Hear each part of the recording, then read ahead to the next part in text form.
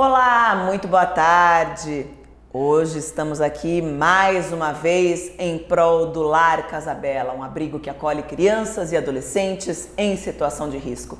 E eu tenho muito orgulho em falar que esse trabalho feito toda quarta-feira tem um único objetivo: reverter a renda em prol de quem realmente precisa, as crianças e os adolescentes que vivem no Lar Casabella. Então faço questão de agradecer aos nossos doadores, aos nossos apoiadores que ajudam quem precisa de apoio, quem precisa realmente de ajuda. Hoje, por acaso, o nosso entrevistado é um dos nossos doadores. É o médico, cirurgião, urologista, Dr. Bruno Framil. Muito boa tarde. Muito obrigada por nos receber aqui mais uma vez. Obrigado, Cláudia. É um prazer estar aqui com vocês, aqui em casa, receber vocês aqui no nosso ambiente de trabalho, que aqui realmente aqui é um ambiente que a gente traz aqui um pouco do nosso serviço, do nosso dia a dia. Eu fico feliz pela sua visita novamente, né? E especialmente pelo papel que vocês têm aí com o Lar Casabella, que é muito interessante. O trabalho que vocês fazem, a gente faz questão de sempre que possível estar perto, participando ativamente, né? Eu quem agradeço. Para a gente começar, doutor, explique por favor para o nosso público o que é a próstata. Perfeito. A gente falando de próstata, né? Porque a gente sempre tem dúvida do que é a próstata, já que tem um mês dedicado ao câncer de próstata. Sim. A próstata é um órgão muito importante na reprodução do homem. O homem só tem filhos uma vez que tem a próstata, porque a próstata faz parte, o sêmen, né, que o homem ejacula para poder engravidar, compõe a próstata. Tudo que a gente ejacula ali, chega tudo pela próstata. Então a próstata é um órgão super importante. A gente só está aqui graças a ela. Exatamente, o pai da gente tem que estar com a próstata em dia para tudo acontecer tudo de forma adequada, né? E a próstata, ela participa da parte urinária também. Isso que é interessante, que ele é um órgão que ocupa dois papéis, o papel reprodutivo e o papel da micção do homem também. Por isso que quando a gente fala sobre questões de próstata, a gente pensa muito sobre a questão urinária do homem. Por quê? Porque com o passar da idade, essa glândula que produz o sêmen, ela vai perdendo um pouco o seu papel reprodutor e ela interfere na questão urinária do homem. Então é comum acontecer com o passar da idade, a próstata ir crescendo, ganhando volume e fazendo uma certa restrição ou dificuldade para a micção do homem. Então quando a gente fala, puxa, olha, aquele senhor urina mal, sempre pensa-se na próstata, porque realmente é um fator muito importante na micção do homem, especialmente o homem quinta década em diante, né, 50, 60 anos de idade. E qual a importância dessa campanha da prevenção do câncer de próstata? A gente brinca assim que não é à toa que tem um mês chamado Novembro Azul, no intuito do câncer de próstata, como hoje a gente também tem o Outubro Rosa, que é o da mulher. E o porquê disso? A gente tem que olhar qual a importância dessas doenças, dessas patologias, né, na saúde pública, não só do Brasil, mas do mundo. A gente sabe que essas doenças, câncer de mama e o câncer de próstata, são as mais prevalentes na saúde tanto do homem quanto da mulher.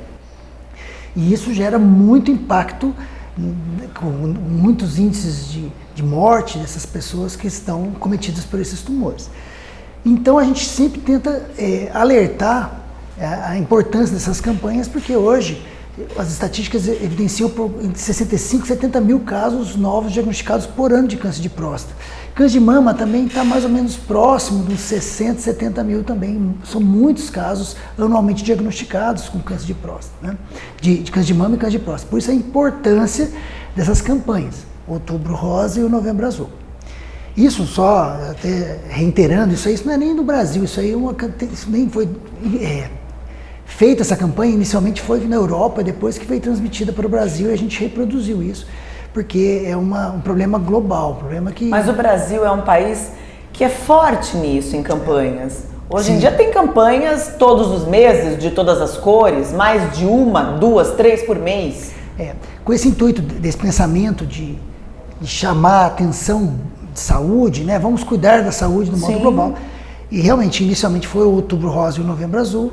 Depois a gente começou a expandir mesmo né? Várias outras campanhas durante o ano. Graças a Deus. A saúde hoje, a gente tem que entender, como tudo na vida, né? Tudo que a gente previne ou eventualmente descobre numa fase inicial, qualquer tipo de problema de saúde, a gente tem um benefício sem dúvida nenhuma. Então, essas campanhas são com o intuito disso, correr atrás de diagnosticar aqueles problemas ou, se possível, até preveni-los, para que a gente possa evitar consequência, né? Não só danos, né? Porque, claro, se eu pego um problema no começo, ele é muito mais simples de resolver do que quando eu pego um problema já avançado ou com a doença que espalhou, né? Saiu do corpo, daquele órgão inicial.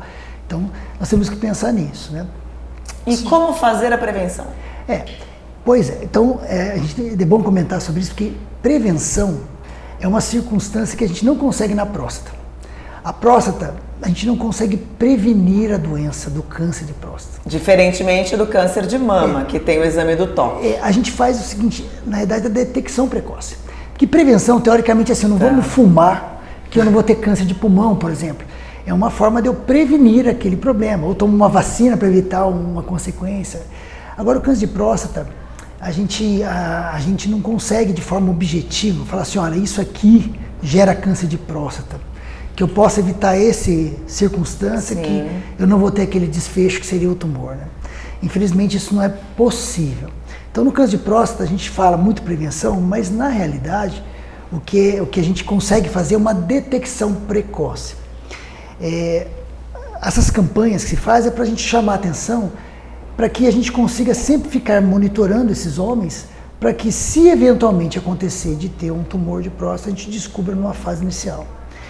E isso é tão importante que, uma vez que eu pego uma fase inicial, a chance de cura desses pacientes chega a 90% praticamente. Quando eu passo daquele momento inicial e vou andando com a doença, as chances de cura vão declinando progressivamente. Então, toda vez que eu corro atrás de um diagnóstico precoce, eu consigo ter um ótimo benefício no tratamento dessas pessoas, né? Ainda, né, o pessoal me pergunta assim, doutor, a medicina tão avançada, ainda vai usar o exame do toque ainda para fazer? Que coisa mais ultrapassada, né? Aí a gente fala Os homens não gostam muito, não são muito chegados. O homem, eu vou falar para você, é difícil, né? Na mulher é muito mais evoluída, não há dúvida nesse aspecto, né?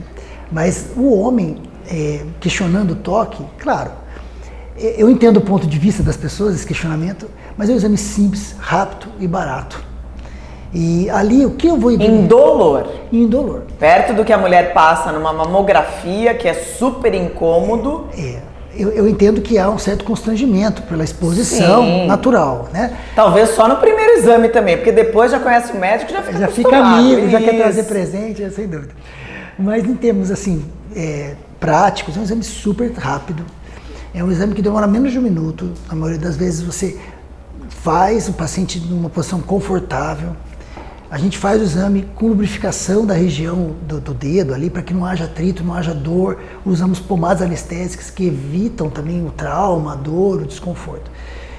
Então não é uma coisa que a gente tem que ter medo, porque o paciente aqui vai doer, vai sangrar, vai não sei o quê. Eu tenho às vezes hemorroida, é muito frequente isso. A pessoa já vem com problemas às vezes na região anal, com hemorroida, com tudo. Não vou fazer o exame do toque por causa disso, não é isso. Fazendo direitinho não vai ter dor, não vai ter sangramento, não vai ter nenhum tipo de problema. E a vantagem disso, para que a gente faz esse exame? Então, quando eu faço o exame do toque, eu consigo já avaliar 2 coisas. Primeiro, como a gente sabe que a próstata altera a micção, e se ela é crescida, assim tem mais chances de ter dificuldade urinária, então no toque eu já consigo ver, puxa, é grande, é pequena, estou urinando bem, estou urinando mal, poxa, se eu tenho a próstata já crescida e eu estou urinando com dificuldade, possivelmente esse fator da próstata já está me gerando ali uma suspeita diagnóstica, eu já consigo iniciar o tratamento do paciente com remédios aqui já na própria primeira consulta, já consigo já dar andamento e já melhorar essa questão urinária que é muito comum. E não é porque eu tenho a próstata crescida que eu tenho câncer. Não tem nenhuma, não é isso. Não tem nenhuma relação ou correlação. Uma coisa não leva a outra. Na realidade, a gente sabe até que quem tem câncer tem próstata menor de quem não tem câncer, mais ou menos assim, nesse sentido. Então, o fato dela crescer não significa câncer de próstata. O fato de eu urinar mal não significa câncer de próstata. Câncer de próstata não gera sintomas, nós vamos discutir sobre isso, porque o câncer de próstata ele aparece na periferia da glândula. A próstata, o miolo dela é que a bexiga contrai, a urina passa dentro da próstata. Então é a região central da próstata que atrapalha a gente a urinar. Então essa questão de obstrução da urina é benigno, não é maligno.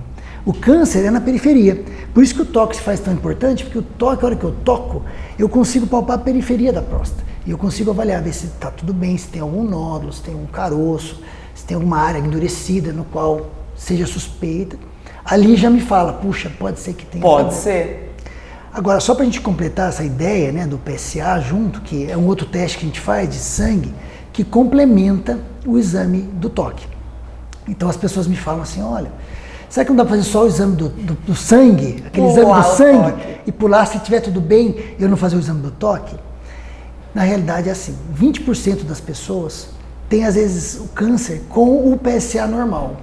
Às vezes a gente pega o exame do PSA dentro da faixa que é o normal, e aí você faz o exame do toque e está alterado. Isso pode acontecer até em 20% das vezes e ter tumores de próstata. É um índice alto. Então quando eu falo, por que não fazer o toque? Se eu não fizer o toque, eu estou deixando de pegar quase 20% dos tumores de próstata. Por isso que é a importância de eu somar as duas informações, o PSA com o exame do toque, entendeu? Tá certo, e agora a gente vai ver o quadro Viva Bem, do nosso amigo Cláudio Bassi. Olá, boa tarde Cláudia, boa tarde a todos os amigos do Lar Casabella e da TV Mulher. Fazendo uma alusão a novembro na prevenção do câncer de próstata, temos que chamar a atenção para a qualidade de vida.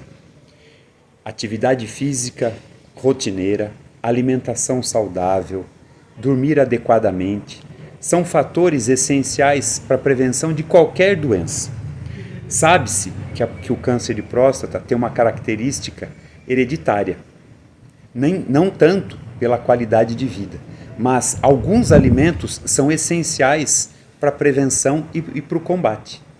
Fazer o exame, ir ao urologista com periodicidade anual, todos sabemos que é necessário, mas a gente tem que lembrar sempre, isso pensando em combater qualquer tipo de doença, atividade física, alimentação saudável e dormir.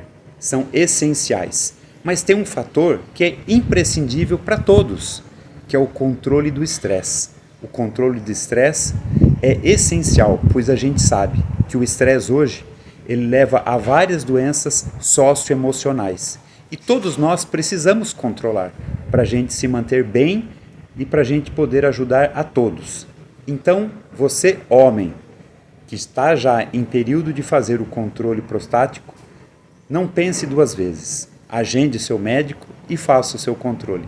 Prevenção é o melhor remédio. Um grande abraço e ótima semana. Valeu, Cláudio! Quais os sintomas do câncer de próstata?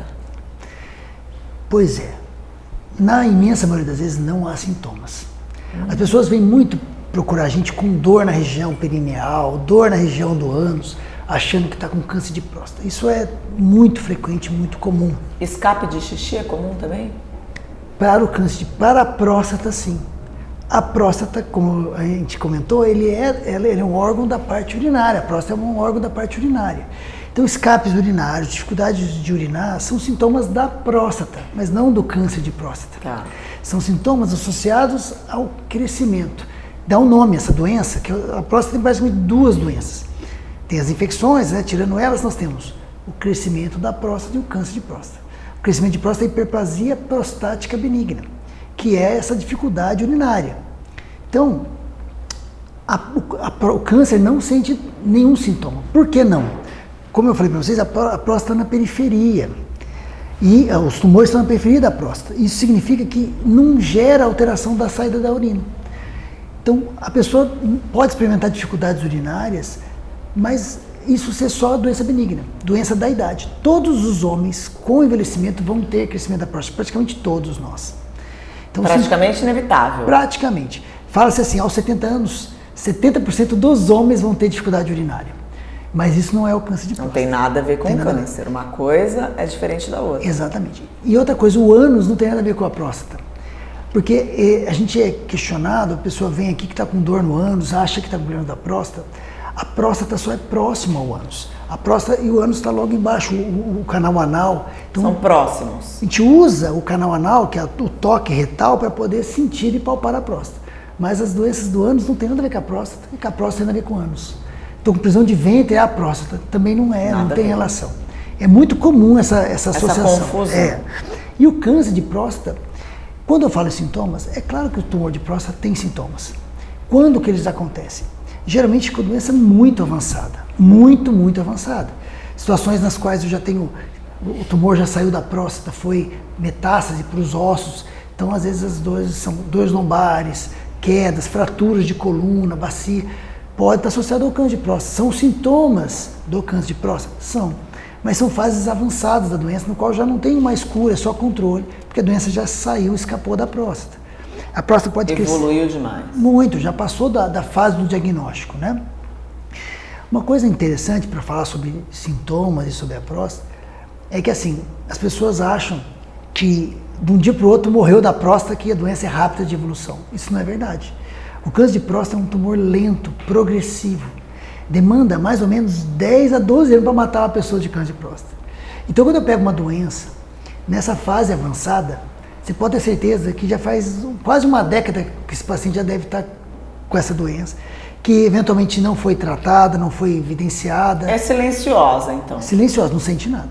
Por isso, a necessidade e a importância desses exames periódicos. Porque a dor, ninguém quer ter dor. Dor é horrível, quem gosta de ter dor? Mas a dor é um alarme, é um alerta que vai chamar a sua atenção para você ir correr atrás daquilo. Enquanto você está sentindo dor, desconforto, você não vai ficar quieto, vai procurar e descobrir o que está gerando isso.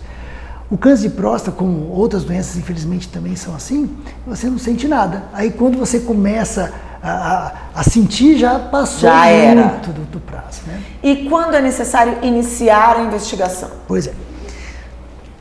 Hoje, isso é baseado na estatística, né? A maioria dos tumores de próstata, eles acontecem por volta de 60 anos. A maioria das pessoas com câncer de próstata são diagnosticadas por volta de 60 anos. Então, qual é a campanha hoje para o câncer de próstata? Cada país, cada região vai desenvolver, baseado na sua incidência ali, de casos, as melhores faixas etárias. Então, no Brasil é diferente nos Estados Unidos, que é diferente na Europa, cada país de um jeito. No Brasil hoje, a Sociedade Brasileira de Urologia, que é a sociedade que regulamenta essas estratégias aí junto com o Ministério da Saúde, eles orientam assim: se eu tiver normalmente 50 anos para todo mundo, toque e PSA. Se eu tiver história de câncer de próstata na família, ou se eu for negro, preto, eu preciso fazer antes 45 anos. Por quê? Porque há uma taxa maior de agressividade e incidência nos pacientes afrodescendentes. Já tem estudo, estatística mostrando isso. Há um fator de risco.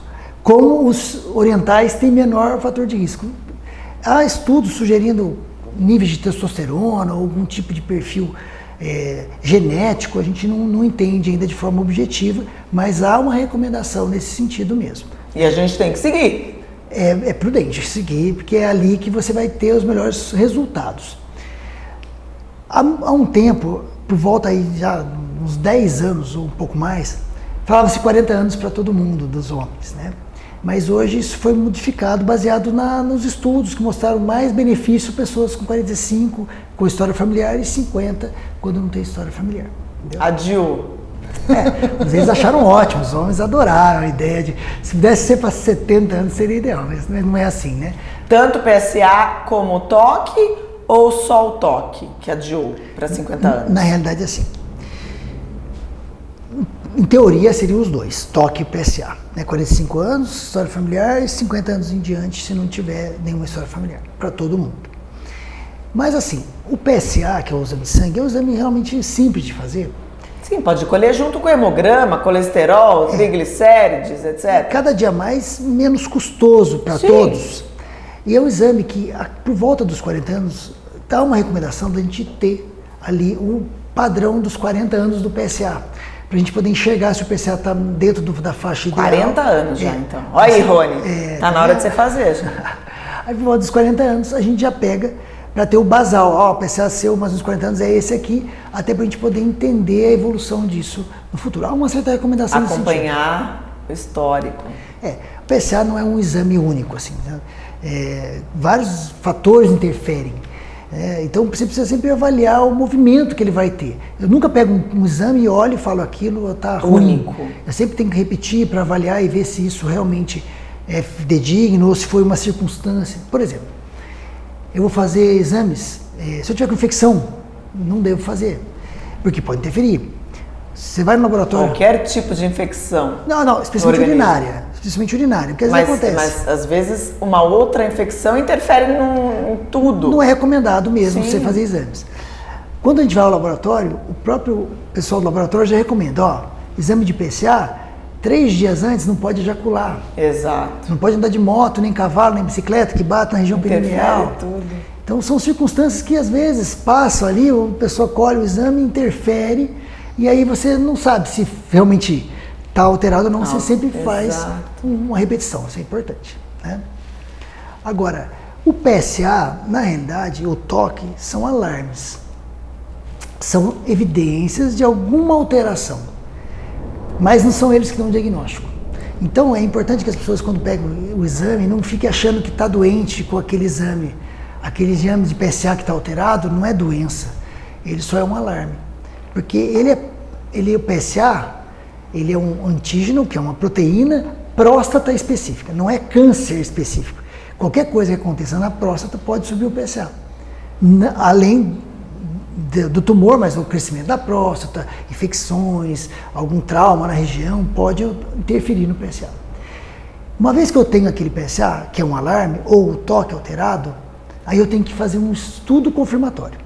Aí sim nós vamos fazer o diagnóstico. Porque até então nós não temos diagnóstico, nós só temos a suspeita, a indicação daqueles que merecem seguir com o diagnóstico. Que aí o diagnóstico é feito através do exame chamado biópsia de próstata. O único exame que dá o diagnóstico... Que confirma é a biópsia. Que fecha o diagnóstico, é isso que eu ia perguntar. Fez o toque e depois? Exato. Fez o toque ou o PSA alterado, o que vai confirmar o diagnóstico é a biópsia. Tá. Hoje em dia, a gente tem alguns outros exames que estão muito aí ganhando espaço, que é um exame chamado ressonância de próstata. A ressonância da próstata, nós temos um tipo especial de ressonância, que ela consegue, antes da biópsia, muitas vezes, direcionar melhor a biópsia, para a gente colher fragmentos de áreas que sejam mais propensas, se eventualmente tiver alguma coisa, acertar o alvo, vamos falar assim, para conseguir ter melhor avaliação do caso do paciente. Então, a gente sabe que hoje é um exame agrega valor, é um pouco mais caro, mas a ressonância hoje é um método que tem sido acoplado aí no diagnóstico de próstata, que tem direcionado e potencializado essa biópsia, né? Então, eu quero até dar um recado, as pessoas fazem muitos exames comumente de ultrassom de próstata, do abdômen. Na próstata, nódulos na próstata não significam doenças também, né? Às vezes eu tenho nódulo na próstata só do crescimento benigno. Então, se eu não tiver confirmado com a biópsia, eu não consigo falar que tem câncer de próstata. No rim eu vejo a imagem, tem um nódulo, é um tumor de rim mesmo, tá? Ali o nódulo, a gente já tem essa capacidade com a imagem de dar o diagnóstico. Mas na próstata, sem a biópsia, nem a ressonância que nos ajuda pode dar o diagnóstico sem fazer a biópsia. E quais as formas de tratamento? Certo. Então, uma vez que o toque está alterado ou o PSA está alterado, nós vamos então progredir. Eu faço uma ressonância prévia à biópsia ou faço a biópsia. Fiz a biópsia, confirmou o câncer, aí eu vou analisar aquele paciente específico e ver qual posição que ele está do tumor. Porque a doença ela tem algumas fases. Temos começo, meio e fim da doença. E baseado em cada uma dessas fases, eu vou classificá-lo lá, o paciente está na fase inicial, fase intermediária, ali eu vou conseguir falar para a pessoa o seguinte, você tem chance de cura. Não, algumas vezes não tem mais chance de cura, é um tratamento só paliativo, né? Então é isso que eu vou direcionar o tratamento. Mas é claro, as campanhas buscam achar os pacientes que estejam na fase que eu possa e devo tratá-los. Então nós temos algumas formas de tratamento. Como que elas são? As principais formas eu posso, dependendo da fase, muitas vezes não fazer nada. Tem fases do tumor muito precoces que eu posso acompanhar esses pacientes. Interessante isso, que a gente sabe que a doença da próstata é muito lenta e algumas fases são tão iniciais que eu posso propor para o paciente, se o paciente tolerar acompanhar, porque a cabeça da gente fica... Lógico. É difícil, né? E a gente deixar ele em segmento, que a gente fala uma vigilância ativa, que eu vou ficar de olho nele e vou ver se... Mas toma alguma medicação? Não. Toma nada. Nem isso? Não, a gente só fica monitorando e aí se ele atingir, às vezes, um nível mais significativo da doença, eu trato. E muitos estudos já mostram que se eu tratar agora ou esperar a doença ser mais significativa, não tem diferença no desfecho, que é cura da doença e tal. Então, O que é a medicina hoje, né? muito interessante. Agora, o tratamento mesmo, que a gente faz, pensando em cura, são 2 pilares do tratamento. Um deles é a cirurgia. A cirurgia hoje tem cada dia mais tomado aí o papel principal das doenças da próstata que são com intuito curativo, que é a retirada da próstata. A retirada da próstata, além de eu tirar o tumor todo, né, eu consigo reavaliar ela, porque eu vou tirar a biópsia que dá o diagnóstico, ela conta com alguns fragmentos da próstata. A hora que eu tiro a próstata, eu vou olhar ela inteira e vou analisá-la melhor, até para entender qual o tamanho da doença realmente que a pessoa está vivendo, né? E cada dia mais ela tem se tornado o principal foco do tratamento curativo. A radioterapia é muito boa também. A radioterapia, ela queima a próstata e ela destrói ali as células ali que estão do tumor, você não tira a próstata, a pessoa continua com a próstata e ela acaba matando o tumor, vamos falar da seguinte forma. Isso é muito positivo, as chances de cura são muito altas também, é um ótimo método de tratamento. No entanto, o que a gente hoje tem apelado mais para a cirurgia em detrimento da radioterapia? Porque primeiro a radioterapia pode queimar também a bexiga, pode queimar o intestino, que às vezes pode gerar sintomas adversos. E cada dia mais a gente tem aprimorado as técnicas cirúrgicas com o intuito de minimizar os efeitos colaterais. Claro. Que todos morrem de medo, né? Que o homem, o principal problema do tratamento da próstata são os 2 problemas que vêm em conjunto do tratamento, que são a incontinência urinária e a impotência sexual. Quando eu faço radiação, eu queimo os feixes, que tem feixes neurológicos que controlam essa micção e a ereção que passam ao redor da próstata. Quando eu queimo, eu acabo queimando esses nervos também. E isso que gera consequências da incontinência urinária. Quando eu faço a cirurgia, muitas vezes eu consigo preservar esses feixes neurológicos e isso traz um benefício funcional para o paciente. Por isso que cada dia mais a gente tem tentado operar os pacientes para tentar cada dia mais preservar esses feixes e evitar a consequência que seria os efeitos adversos da cirurgia do tratamento. E a cirurgia hoje, ela é manual, é robótica, como andam? Hoje a urologia é uma especialidade que evoluiu muito. Sim. Hoje a gente, não só a urologia, mas a urologia ganhou muito com a tecnologia. Hoje a gente faz cirurgia sem, praticamente sem manipulações manuais, vamos falar da seguinte forma. Né? A cirurgia aberta, cortes abdominais, sempre vai estar vigente. Isso nunca vai sair de moda porque é um método que a gente utiliza, que sempre utilizou com grande eficácia.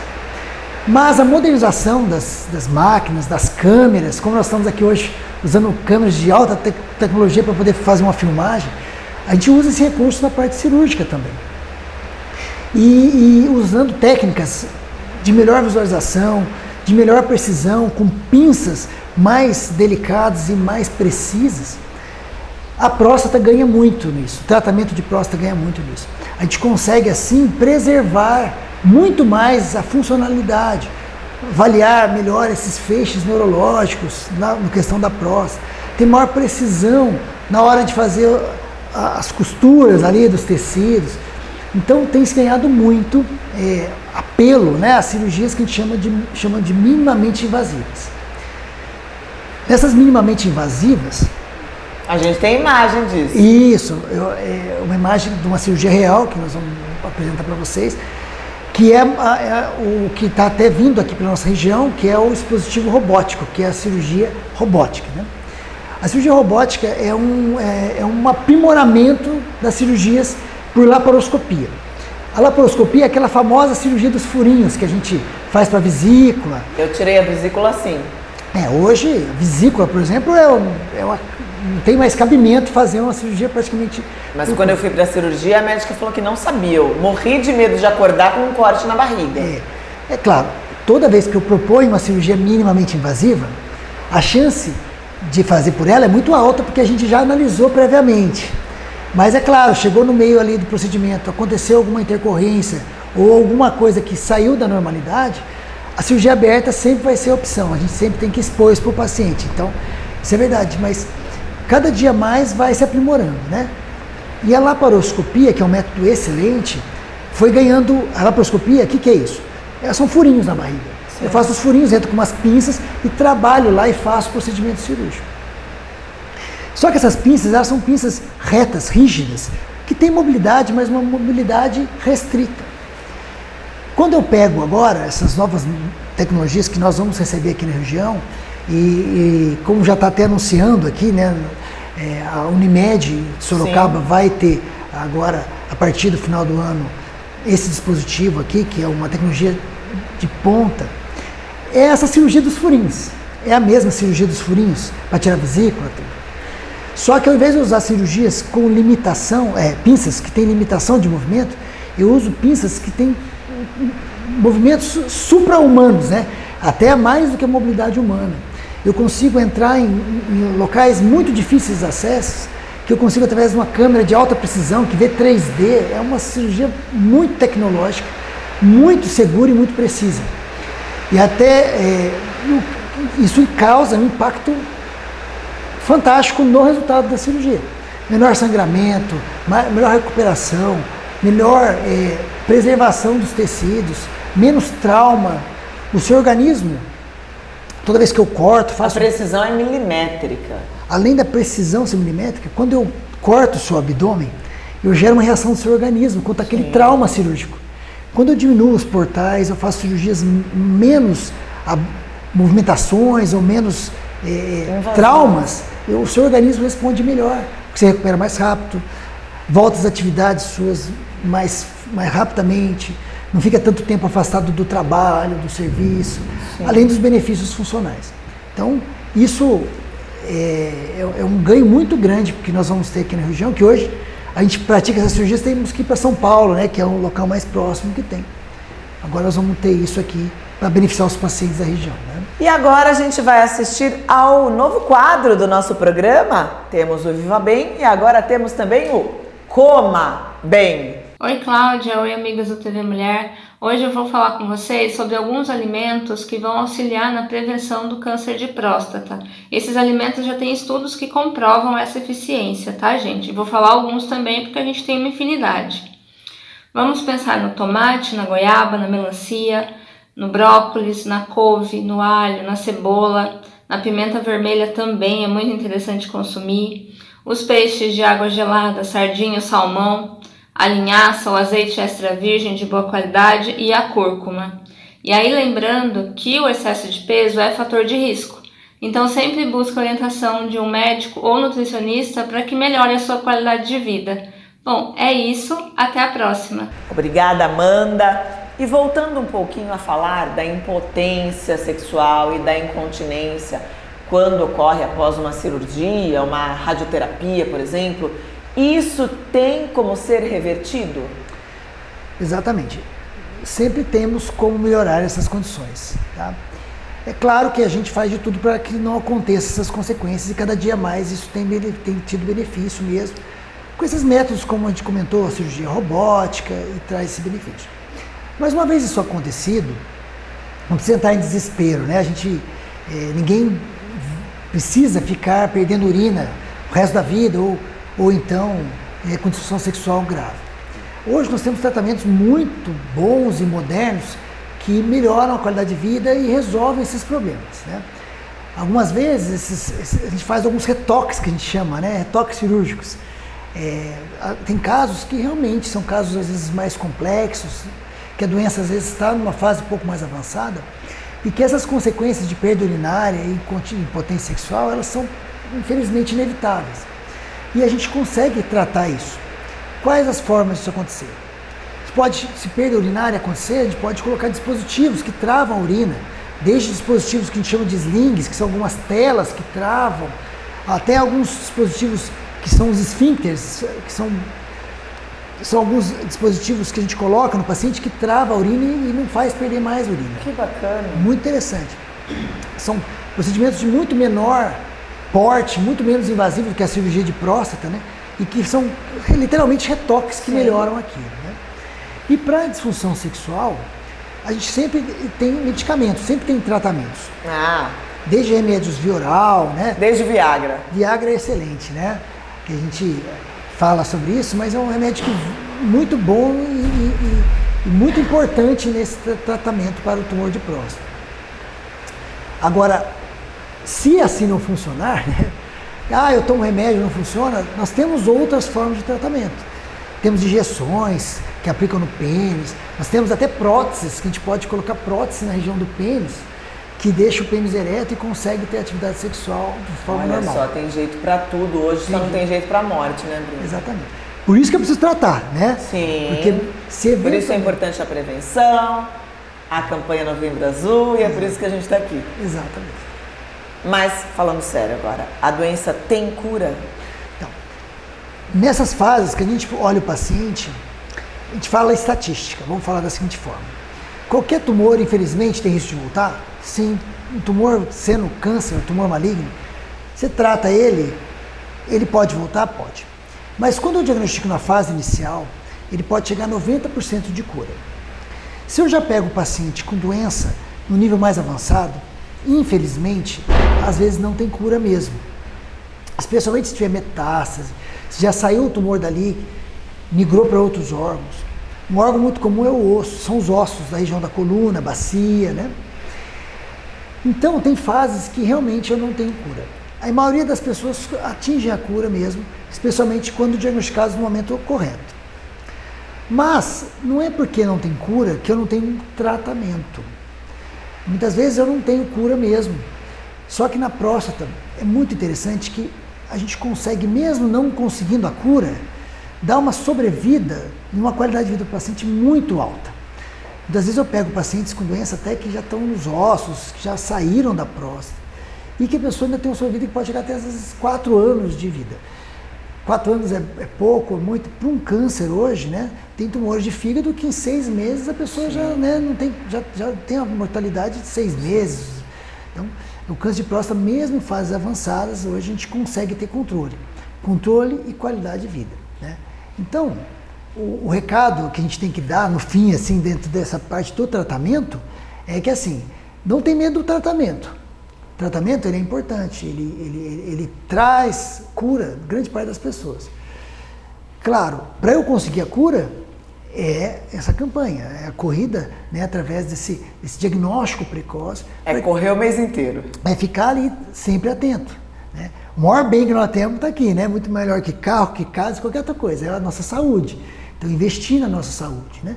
Então, isso é importante. As coisas mais importantes da vida não são coisas. E mesmo tendo que tratar, pronto, temos também que encarar aquilo como uma fase, né? Que eu preciso passar aquele obstáculo. É muito comum receber aqui no paciente, chega com um diagnóstico de câncer de próstata, claro, é muito traumático, né, para a pessoa parece que sai o chão, né? Agora, a gente tem que entender que não é porque está com câncer de próstata que desistiu de tudo, né? Que tem fim. E hoje a gente tem muito o que fazer por isso. Mas precisa um pouco dessa ação de cada um de nós, né? A gente fala que o câncer de próstata não é para o homem, né? É para a família, é para todo mundo. Hoje eu recebo os pacientes que vêm comigo, são aqueles assim, eu vim porque a minha esposa que marcou, né? Então, a gente é importante, não só para a gente, mas para nossa família. Sim. Então a gente tem que cuidar de nós para a gente ter uma boa qualidade de vida, para cuidar dos nossos filhos, dos nossos netos. Né? Sem dúvida nenhuma. Né? E assim vai. E hoje a gente também vai falar, aproveitando o ensejo já, falando de homem, que é um assunto um tanto quanto difícil aqui no TV Mulher, mas não menos importante, vamos falar da sexualidade masculina. Então preste atenção, você homem aí, você mulher, para falar para o seu companheiro, para o seu filho, para o seu pai. Doutor Bruno, o nível hormonal dos homens está diminuindo mais precocemente? Na internet tá, né? Porque você põe na internet, tudo tá ruim, tudo é problema. Só tem notícia ruim na internet, não é só na internet, é na TV também. Exato. Nas redes, todas as plataformas. A testosterona... Notícia boa não dá ibope. É verdade. Tem que estar ali, né? Tem que ter um pouco de sensacionalismo. Exatamente. Mas assim, o hormônio masculino é muito diferente do hormônio feminino. O hormônio feminino, ele realmente chega um momento que há um declínio mesmo, né? A partir dos 40 anos, a mulher experimenta o climatério, que é uma queda dos hormônios progressivos. É uma desgraça. E 50 anos, a média ali, ele entra na menopausa, que é a falência ovariana, que o ovário diminui a produção e pronto. No homem não acontece a menopausa, ou o que a gente chama de andropausa. No homem acontece uma queda do hormônio progressivo, ele pode acontecer mesmo, e a gente chama, mas não chama de andropausa, porque não há uma parada da produção hormonal. Na verdade, há o declínio. Então a gente chama assim de déficit androgênio do envelhecimento masculino. Nossa, nome complicado. É bonito, para dizer uma coisa que na realidade é uma queda do hormônio progressivo. Agora, não é comum a pessoa ter essa perda, especialmente em pacientes jovens. É comum ter essa perda nos pacientes mais idosos, 70 anos, porque há realmente uma falência. E a síndrome da queda da testosterona, a gente fala em síndrome, não é o pênis ficar mole, não é não ter ereção, entendeu? A disfunção erétil também compõe, mas na realidade é uma síndrome da queda da testosterona, que é obesidade central, apatia, perda de massa muscular, confunde muito com depressão, que a pessoa fica meio deprimida. E associado a isso também é a questão sexual. Agora, a queda da ereção, a sexualidade, é muito mais do que um teste no sangue. É muito mais fácil eu falar que está com problema da testosterona, porque está me justificando minha queda sexual, do que realmente eu encarar o que eu vivo na relação sexual. Às vezes, cansaço, estresse, preocupação. Chega lá, o homem acha que tem que fazer sexo todo dia. Todo dia. E é uma mentira que a gente conta para nós mesmos. E que gera... Isso é cultural. Gera um impacto, né? Dia que você não tá bom, você vai fazer uma coisa, por mais que você goste de fazer aquilo, tem dia que não tá legal e o resultado é ruim. Aí na próxima o cara fala, puxa, será que vai dar certo hoje se já não deu certo outra vez? Deu ontem. E isso acontece o quê? O organismo entende essa insegurança, libera alguns estímulos que faz a ereção cair no meio. E a principal queda da ereção é essa. É aquela pessoa que está tentando, às vezes, ele fica tão inseguro pelos, infelizmente, fracassos que teve previamente, e aí o resultado é ruim e é difícil quebrar. Então, quase 90% dos exames de testosterona que a gente faz, eles não vêm alterados, vêm normais.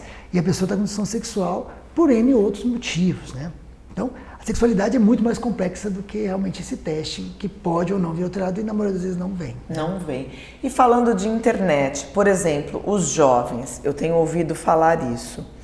Aquele jovem que assiste muita pornografia na televisão, na internet, aí ele vai para a prática e ele não consegue ter uma performance, porque ele está acostumado com aquilo que ele vê e com aquela fantasia e chega na hora H,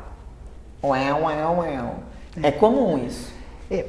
É comum, né? É lógico que quando eu tenho esses filmes, eles usam um monte de outros produtos, edição, né? Sim, a televisão é mágica, né? Photoshop, tem tudo, né? O Rony que pode explicar pra gente. O que eles usam, Rony? Além das mulheres serem aqueles aviões...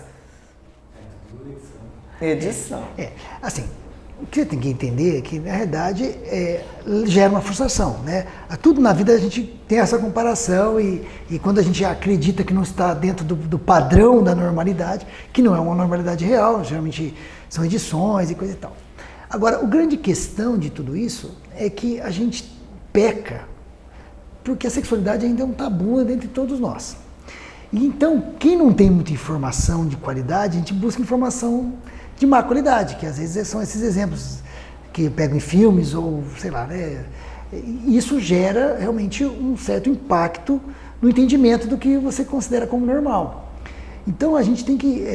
eu venho aqui pessoas com 30, 40 anos que nunca nem se questionou se está tudo certo com a região genital, se já fez uma avaliação. Meu Deus, 40 anos? Isso é muito, muito frequente. Às vezes a primeira vez que é examinado no exame de toque da próstata, 45, 50 anos.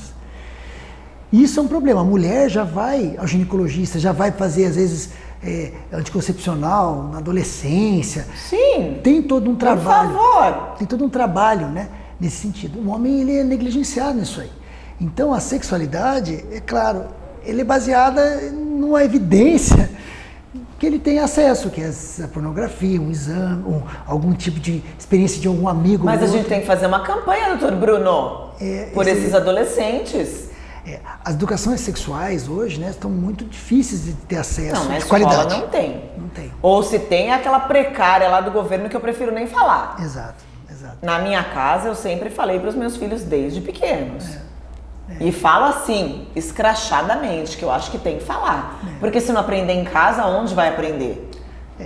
Eu tenho amigas que me julgam. Nossa, acho que você não devia falar assim. Deixa pro seu marido. Eu falo, bom, se o meu marido não fala, falo eu.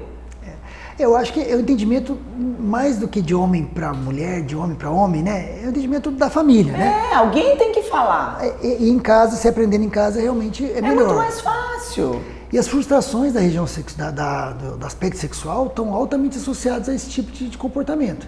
A pessoa acha que tem que fazer uma atividade sexual de 40 minutos, entendeu?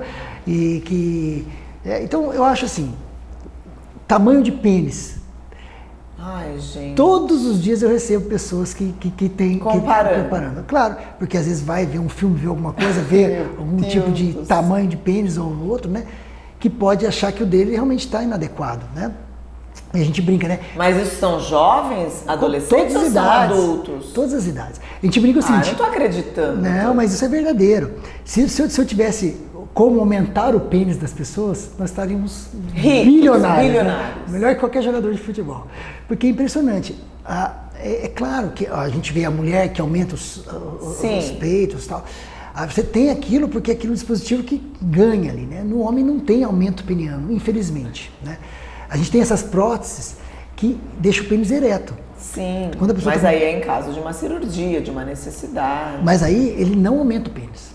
Ele só fica com ele rígido. Mas é uma necessidade, depois de passar por um problema grave, é um reparo, digamos Exatamente. assim. Mas se tivesse um jeito de aumentar o pênis, todos gostariam de aumentar. Mas eu acho, doutor, que o senhor tem que fazer uma campanha de orientação para esses jovens. Não, isso é fundamental. E por que esse tipo de descontentamento? É porque realmente vive umas informações irreais e que geram... Surreais. Exatamente. Então, eu acho assim, o que a gente precisa, talvez, melhorar a sexualidade, e que eu acho assim, é quebrar os tabus. Que a sexualidade, ela ainda tem esses tabus que impactam, lógico, no casal, no desempenho. Sim. Quantas vezes o cara com, às vezes, disfunções de ejaculação rápida, vem aqui porque acabou um casamento por causa de uma ejaculação rápida, porque não conseguiu controlar aquilo. Isso é muito frequente. Então, a mulher pede... Não, o relacionamento às vezes... Já não tá bom. Por quê? Porque talvez sabe que o sexo que segura aquele casal, ou o casal tem... Hoje a sexualidade parece que é o que leva o casal para frente ou para trás, né? Então, alguns valores têm se modificado. Mas isso foi depois da pandemia? Não, isso é muito comum. Ejaculação rápida é o principal distúrbio da sexualidade masculina. Por quê? Porque o homem às vezes acaba antes da mulher e gera aquele descontentamento. A mulher fica furiosa. Exatamente.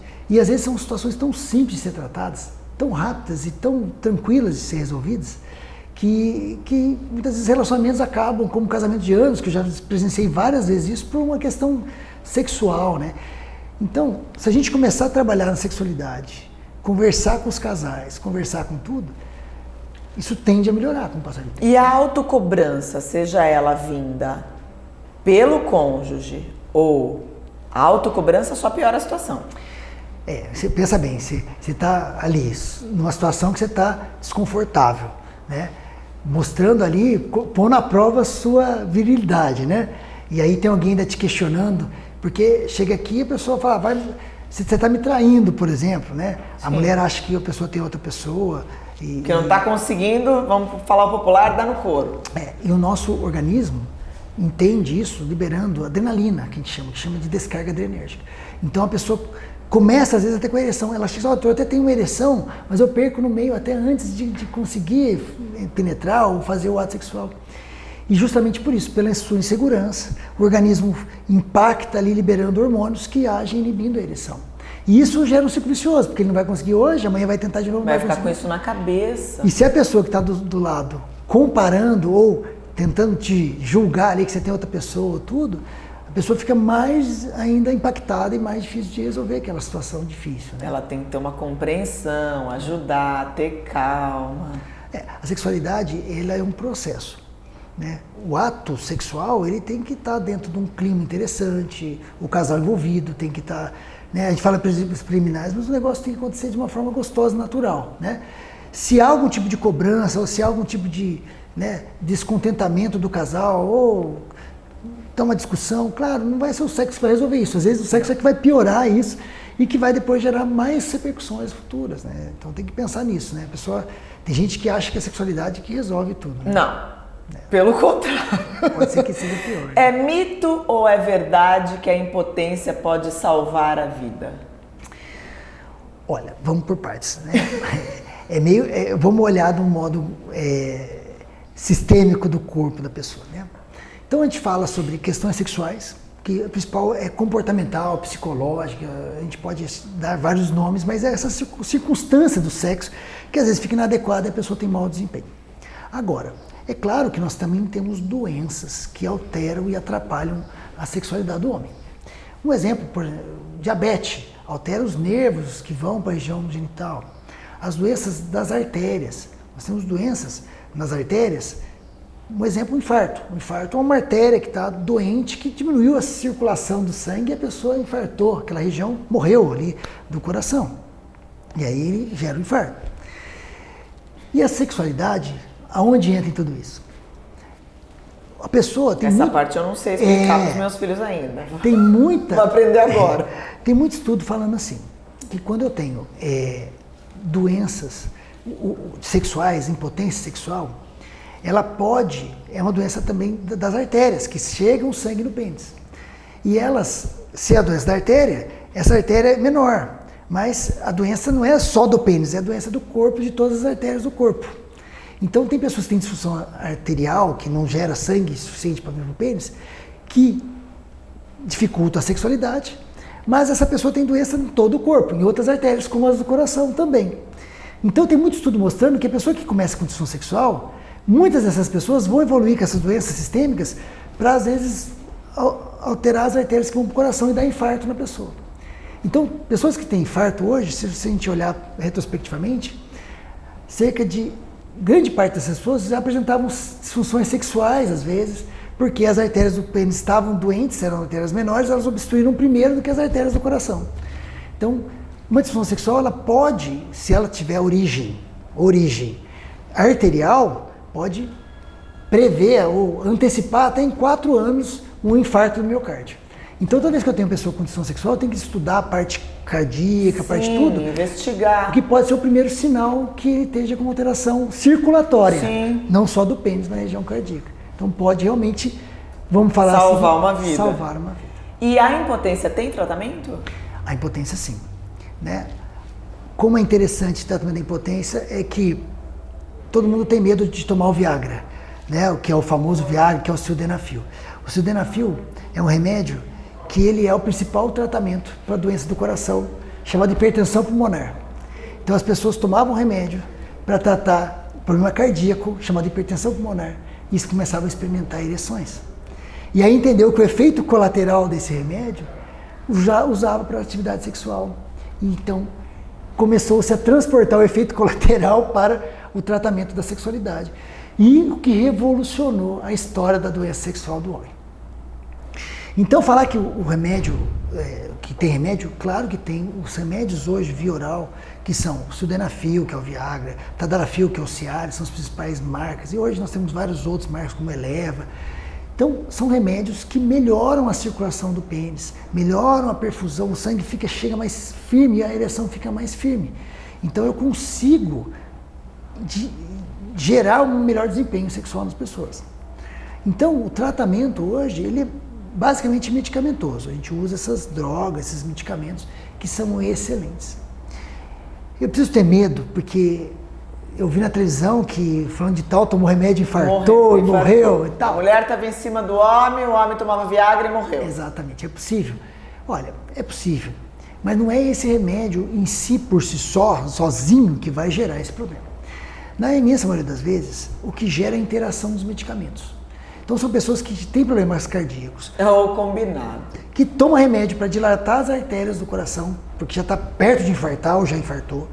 E aí quando ele toma esse remédio somado com o Viagra, com o Cialis, essa soma desses efeitos, aí pode haver problemas cardíacos que podem acontecer com um infarto.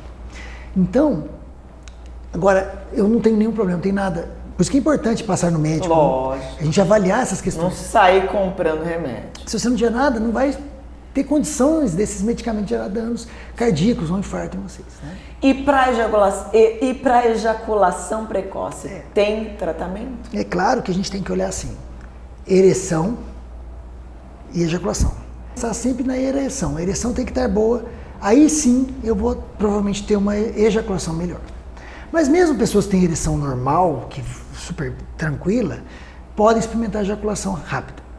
O que é ejaculação rápida? Tem definições, né? Sim. 1 minuto, 2 minutos. Tá. O que a gente tem que levar em consideração é assim. É satisfatória a relação sexual? É uma coisa que te atrapalha?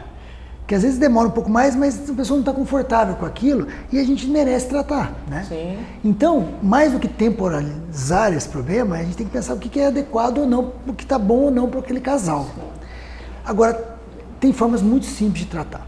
Primeiro, tem treinamentos que a gente pode propor para a pessoa, tem medicamentos que ajudam, tem muitos remédios que ajudam a controlar a ejaculação, fisioterapia, tem tratamentos que trabalham na questão da musculatura pélvica, que ajuda também a controle ejaculatório.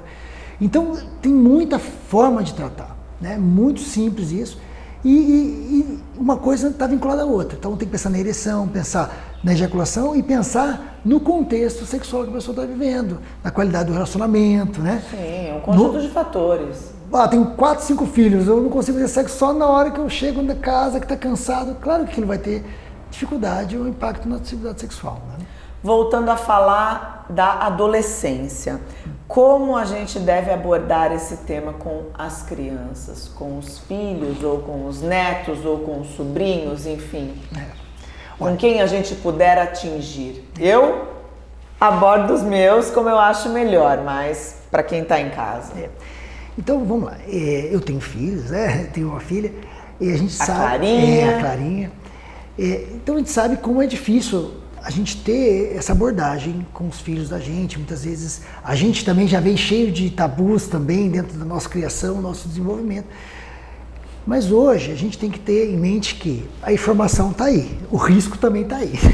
Hoje a gente tem a informação fácil, na minha época não tinha. Exatamente. Eu lembro a minha mãe enfermeira, minha mãe juntava meus amigos todos e fazia uma reunião para discutir sexualidade. Então na sua tinha também. Então é uma situação que... Na minha não tinha nada disso. Que a gente tem que realmente ter um pouco mais de conscientização da importância disso. Porque os nossos filhos adolescentes vão saber, eles vão aprender. Ou da forma melhor, correta, ou da forma errada.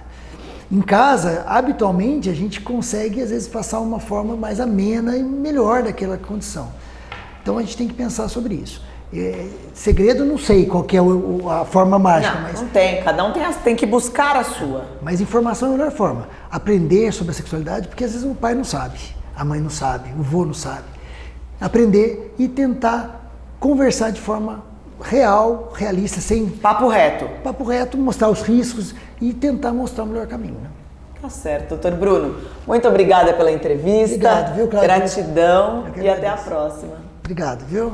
E a você, o meu muito obrigada por estar aqui com a gente mais uma vez. Uma ótima semana. A gente se vê na próxima quarta-feira, se Deus quiser e Ele quer. Beijo carinhoso e até lá.